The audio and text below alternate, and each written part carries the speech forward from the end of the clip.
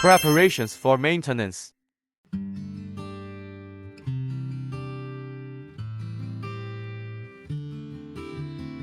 Today, I will show you how to handle the battery alarm 2068-3. Check whether the cable is a twisted pair communications cable. Check whether the cable is shorter than 10 meters.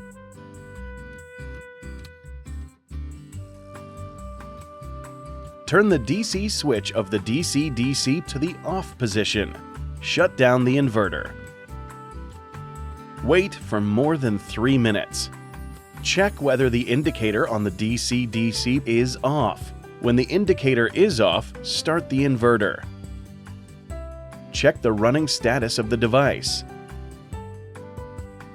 Press Start if the DC-DC is not started.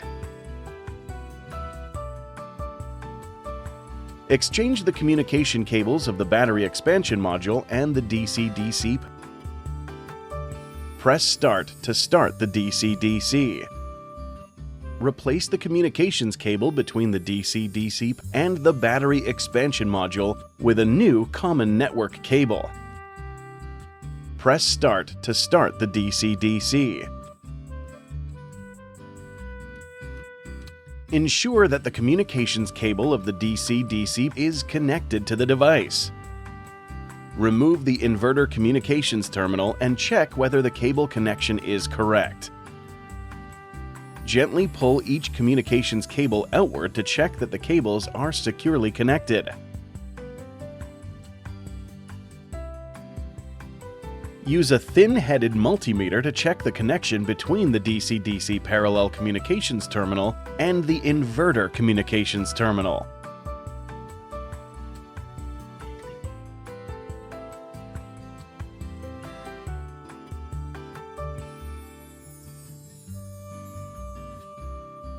Use the multimeter to check the connection between the DC-DC communications terminal and the inverter communications terminal.